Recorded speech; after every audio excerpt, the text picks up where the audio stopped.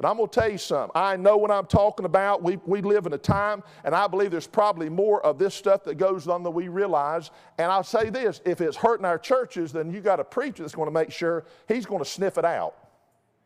You hear me? Why? Because it's a real threat. It is a real problem. And people have been hurt by it. And I'm here to tell you that the people that's going to be the best at knowing these things is the people that live close to God, the people that God can speak to and say, hey, that's not right. But if we live in a world where we don't want to know the difference because there's an accountability, there's a lifestyle change that may have to go with it, then that's what we have to deal with. You know, when we live in a time when the preacher, if he even hints that Santa Claus is not real, people will almost leave the church because you hurt little Bobby and little Susie because you shouldn't have said that because my little kids still believe in them. Okay, let's say the little three, go ahead and play that little game if you want to, and I'm not a mean man. But you know, Santa Claus is mystical.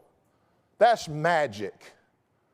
And when you can't say from a church, you can't preach that it's Jesus' birthday, period, but Santa Claus is some figure, you better not mess up my little junior's mind by telling him he's not real, then you know that sorcery is a real thing. And you may say, oh, preacher, that's what I'm talking about, because we've been, and it crept into our churches. And Santa Claus, there's a reason why Santa Claus is the big man at Christmas, and Jesus, unless you really know the Lord, and we kind of, yeah, okay, whatever, throw up a manger scene, but let's make sure it's Santa Claus, don't mess with him. Let Bobby and Susie figure it out on their own. I tell you what, there's something bad about that. And I'm not on a rampage, and don't worry if the little kids come around Christmas time, the preacher's going to ruin it for them. Wouldn't that be something? The preacher's going to ruin Christmas by saying Frosty's not real, and reindeer don't fly, and Santa Claus is not really a real person. Now, I'm not on a rampage about it, but I'll tell you, that's still a mystical, magic mindset where we can't stand up and literally say, we've got a country that made a federal holiday out of making Jesus Christ, the Son of God, his birth a big deal. And now all of a sudden, you know, the preacher can, because there's churches, if they put up Santa Clauses and all these different things and someone says something again, the people get mad at them.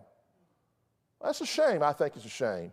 It ought to be so much, it's so much about him that we see it and kind of laugh it off a little bit, but now it's so mystical.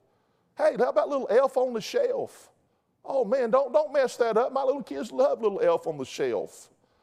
You say, ain't gonna hurt them. I don't know. Look at all the kids that don't go to the church anymore.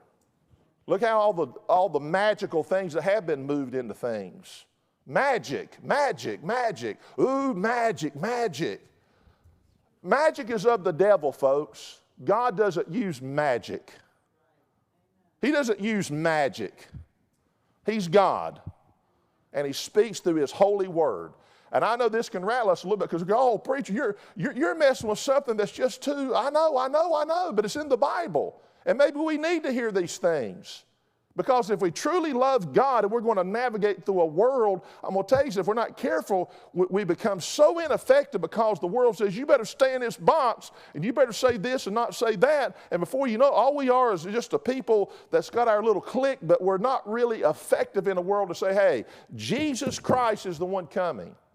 He's the one who died for the sins of the world.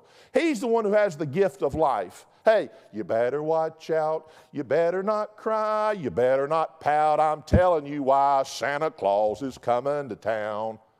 He knows when you are sleeping. He knows when you're awake. He knows if you've been bad or good, so be good for goodness sake. That's Santa Claus, folks.